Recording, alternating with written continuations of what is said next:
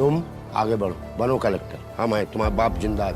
हम हैं गरीब, हम नहीं लगा सकते पैसा, खुद मेहनत करो। मुझे मेडिकल लाइन में जाना है तो बीएससी करने क्यों आ गया? बीएससी की पढ़ाई से थोड़ी ना पीएमटी क्रैक होगा गुरु। क्या बोला? हाथ हटाओ अपना।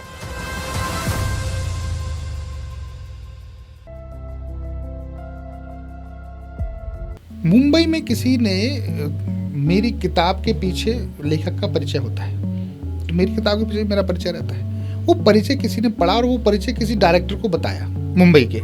उनका मेरे पास फ़ोन आया कि आपका ऐसा ऐसा है और मैं ऐसा, तो हम चाहते हैं इसके इस पर हम एक शॉर्ट फिल्म बनाएं और रियलिस्टिक बनाएं, क्या आप इसको अपनी स्टोरी लिख देंगे? तो मैंने कहा ठीक है। तो मैंने फिर वो उसकी स्टोरी और गाने मैंने लिखे।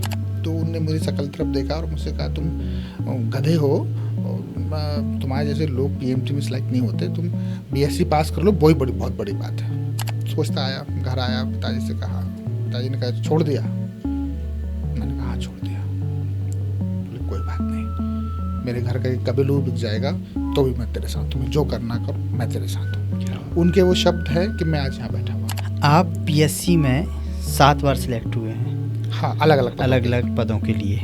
और ये जो सारे सिलेक्शन आपके हुए हैं ये आपने नौकरी के दौरान ही आपके हुए हैं, मतलब आप नौकरी भी करते रहे और वो सिलेक्शन भी हुए हैं, बिना कोचिंग के हुए हैं। तो आपको क्या लगता है कि आप ये कैसे कर पाए? क्योंकि आज का जो युवा है उसको तो यही लग रहा है कि बिना कोचिंग के हम कुछ नहीं कर सकते हैं, और आपने बिना कोचिंग के 7 बार एमपीपीएससी जैसे इस बड़े एग्ज़ाम को निकाल लिया, तो कैसे आप कर पाए हैं? ऐसी कोई सुपर एब्सोल्यूट पावर है जिसे हम ईश्वर कहते हैं, ब्रह्म कहते हैं जिसे।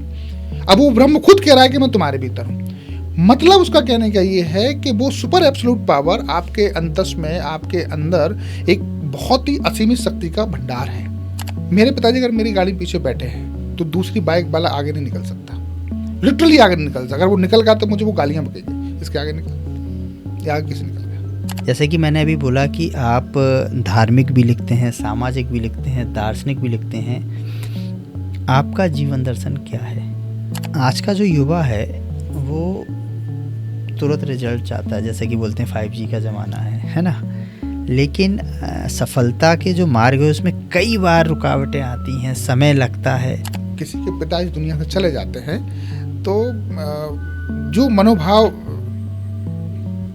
मनुष्य के अंतर्मन में आता है वो उसका वर्णन नहीं किया जा सकता। तो मुझे लगा कि आज मैं जब पिता चले गए तो मुझे लगा कि आज मैं अकेला हूँ।